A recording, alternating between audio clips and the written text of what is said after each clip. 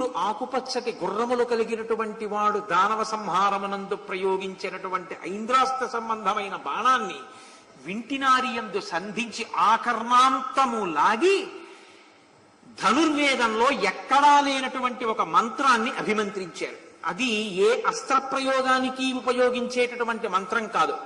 ధర్మాత్మ సత్యసంధశ్చ రామో దశరథిర్యది పౌరుషేచ ప్రతిద్వంద్వ శరైణం జహిరావణిం. దీన్ని రామాయణానికి మూలమంత్రం అంటారు.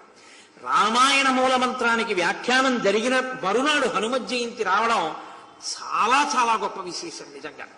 కాబట్టి ఆయన అన్నారు, ధర్మాత్మ, రాముడు ధర్మాత్ముడైతే, సత్యసంధశ్చ, రాముడు సత్యమును తప్ప ఎన్నడూ అసత్యము పలకని వాడైతే, రామో దశరథిర్యది, రాముడు నిజంగా దశరథ మహారాజు గారి కొడుకే అయితే, పౌరుషేచ, రాముడికి పౌరుషం ఉంటే, ప్రతిద్వంద్వ, నా ఎదురుగుండా నిలబడినటువంటి ఈ ప్రతిద్వంద్వి, నాతో యుద్ధం చేస్తున్నవాడు, శరైనం, ఈ బాణము చేత, జహి, మరణించుగాక, రావణిం, రావణ కుమారుడైన ఇంద్రజిత్.